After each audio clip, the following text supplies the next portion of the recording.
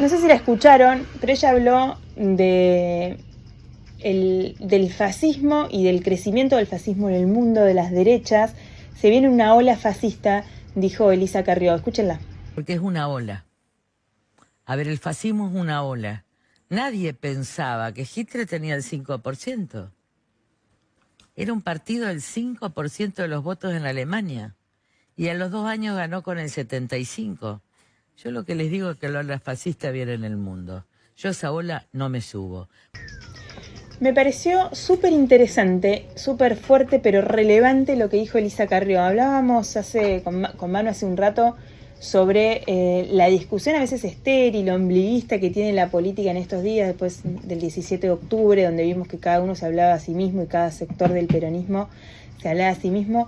Me parece que esto que dice Carrió sale del molde. Carrió está hablando de otra cosa, le está poniendo un sentido, una descripción, digo, equivocado, ¿no? Pero está mirando algo que está pasando, que puede pasar, que lo advierten en la Argentina como parte del mundo que somos.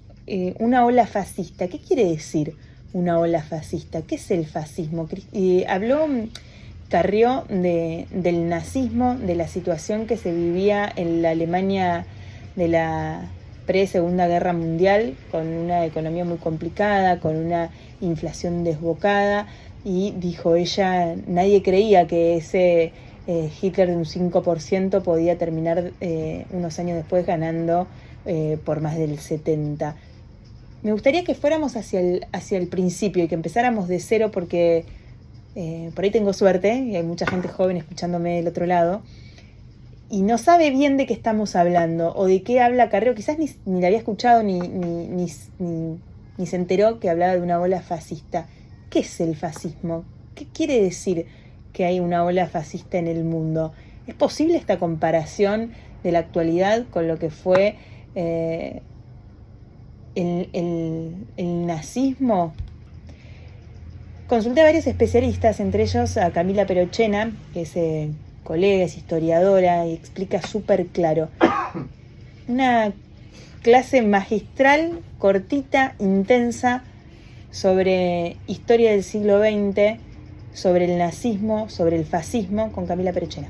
Actualmente muchos politólogos, sociólogos, señalan que en el mundo se está frente a una crisis de la democracia liberal. Es decir, esa democracia liberal que se había afianzado después de la segunda posguerra, de la Segunda Guerra Mundial, empieza a estar cuestionada desde distintos lugares como régimen político.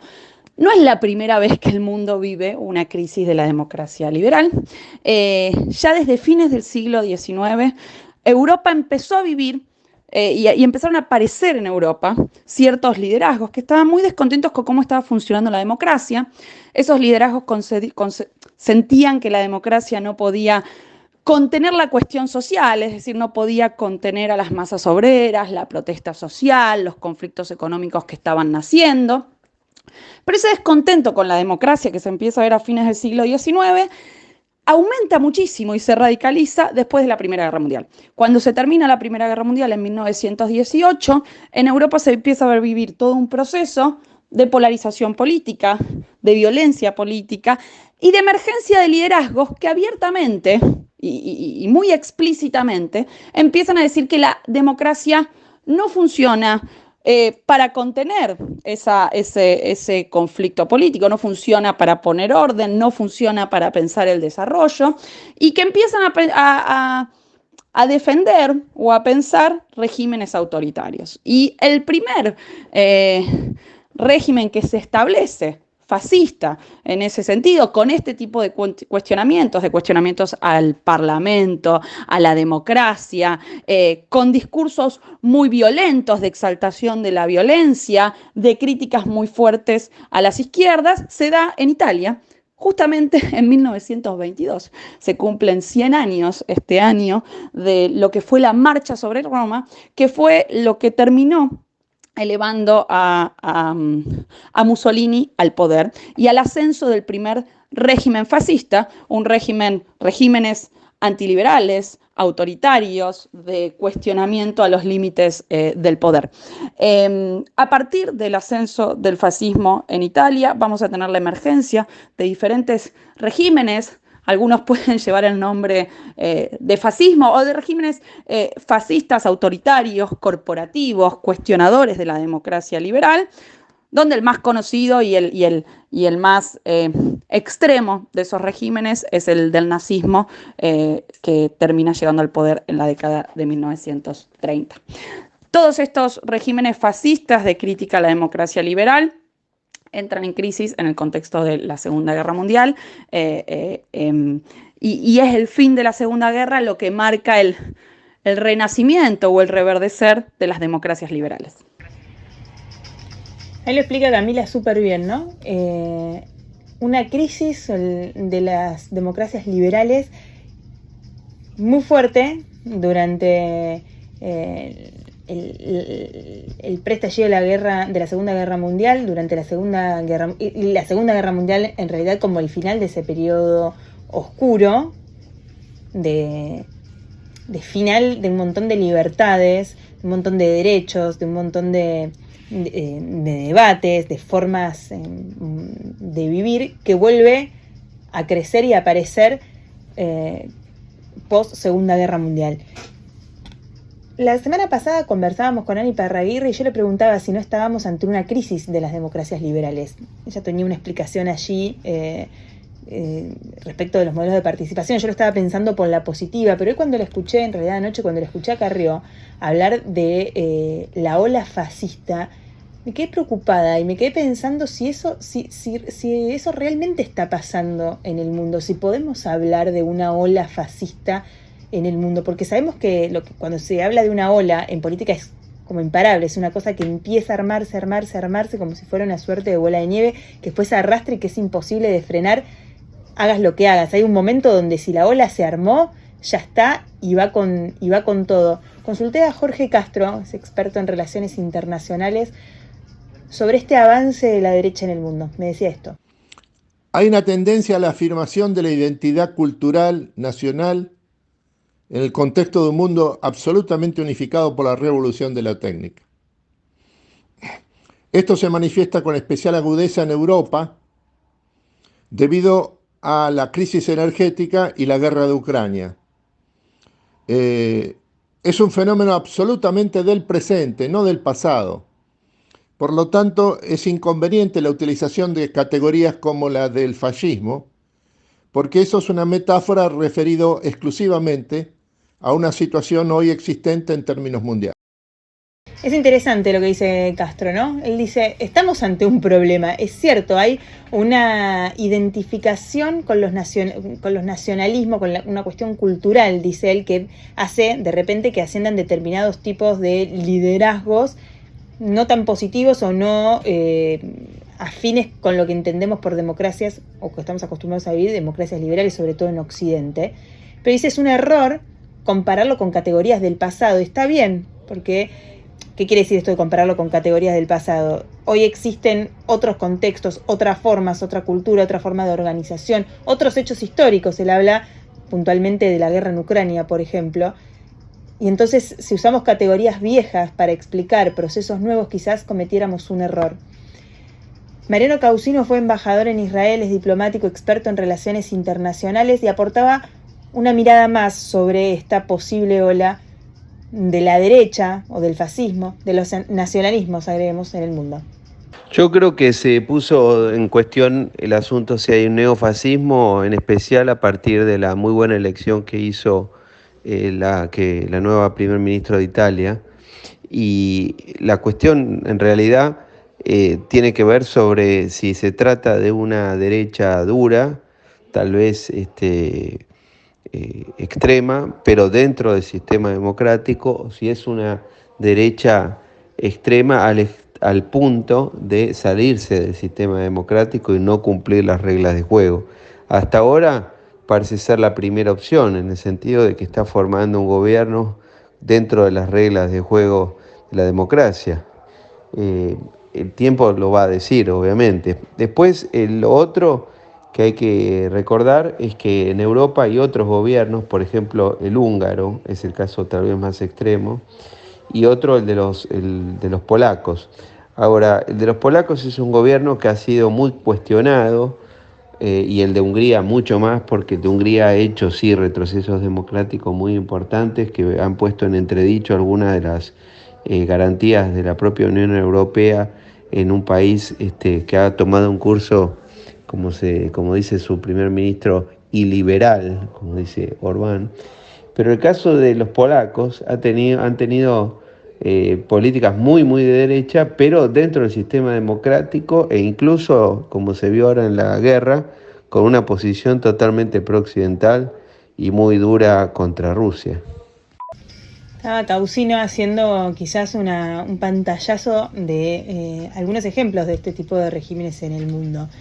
Me parece interesante que hablemos de esto, y me parece importante, porque a veces creemos que los derechos adquiridos no se pueden perder. Uno cree que, no sé, que tiene derecho al voto, por ejemplo, o elegir a sus representantes, el derecho a la protesta, el derecho a la libertad de expresión, el derecho a la libertad sexual, un montón de cosas que nos convierten en ciudadanos de democracias liberales, donde tenemos derechos y tenemos obligaciones. El derecho al voto, a elegir quién quiero que me represente, a participar de las decisiones que van constituyendo mi vida ordinaria.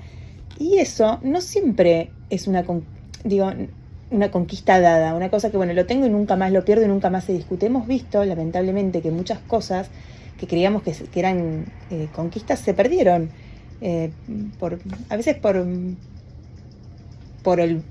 no tener conocimiento de la historia, por olvidarnos, por creer que, por el enojo, por el mal desempeño de los dirigentes políticos.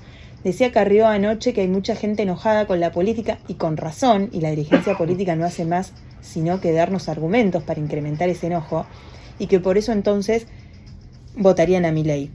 No estoy diciendo que Milei sea una expresión del fascismo en la Argentina, estoy diciendo que Milei tiene un discurso muy duro contra la política tradicional, donde habla de, o considera y está de acuerdo con la eliminación de algunos derechos que han costado mucho. Por ejemplo, en la Argentina considera que la educación sexual en las escuelas, por ejemplo, no está buena. Teníamos un fragmentito de algunas de las expresiones de lo que se considera la nueva derecha, de Milei en la Argentina, Vox en España, la nueva primera ministra en Italia. Escuchemos un poquito. Y a la familia natural, no a los lobbies LGBT. Y gracias también a Javier Milei, de una nación hermana. Qué gusto da ver a Javier Milei hablando a los zurdos, a los que están en el lado equivocado de la historia. ¡Viva la libertad, carajo! ¡Viva España! ¡Viva Vox! ¡Viva Santiago Abascal! ¡Vamos contra los zurdos! Ese era Javier Milei en el festival organizado por Vox de ultraderecha en España. Estaba Meloni también, la primera ministra italiana, de la que nos hablaba Causino antes. Hay un montón de ejemplos. Yo en lo personal tuve una discusión en su momento con Milei por algunas maneras de expresarse que yo considero que son violentas, que él tiene. Pero más allá de eso, me parece que o coincido con esto que marca Carrió, en la necesidad de captar el enojo de la gente y exacerbarlo. Hay una responsabilidad que tiene la dirigencia política, que es también la de guiar, la de llevar certezas cuando hay mucha incertidumbre, la de llevar calma cuando hay mucho enojo, la de no ir como a echarle nafta al fuego, en el sentido de si hay una sociedad que está enojada, que está crispada, que está angustiada, el desafío, la obligación, la responsabilidad de la dirigencia política es guiarla por los mecanismos democráticos en ese enojo, para tratar de lograr un buen camino y un final con buen destino, por decirlo de alguna manera. Y me parece que a veces en eso la política se pierde. Discutíamos hace un rato sobre el 17 de octubre, por ejemplo, y si vas a tener un cargo, si quién va a ser candidato. Bueno, eso está muy lejos de la gente, ¿no? Entonces, ¿cómo hacemos para que estas advertencias, por ejemplo, de las que habla Carrió, puedan ser escuchadas? O sea, ¿cómo hace un ciudadano argentino que no llega a fin de mes, que tiene 1000 laburos, que tiene problemas personales, no sé, en el caso de la ciudad de Buenos Aires, por ejemplo, que se sube al auto y tiene 1000 quilombo para poder llegar a su lugar de trabajo, porque si no hay un piquete, hay un accidente, hay un hecho de inseguridad, hay una calle que tiene un bache, entonces está cortada. Esas cosas como que te hacen el día a día súper complicado. ¿Cómo hago para buscar un tiempo de reflexión, de introspección, de escucha abierta, inteligente, a advertencias como las que hace Carrió en la televisión a las 10 de la noche? Que son importantes porque hablan del futuro, que muchas veces uno, porque está en esta cosa cotidiana, no lo puede ver. Dijo Carrió que ella va a ser candidata si ve que Juntos por el Cambio no garantiza la opción no fascista en la Argentina. Es muy fuerte, es muy importante lo que está diciendo Carrió. Y me llamó la atención que nadie de la dirigencia política local salió a decirle o estás equivocada o tenés razón, demos el debate, que no generó esto mucha conversación.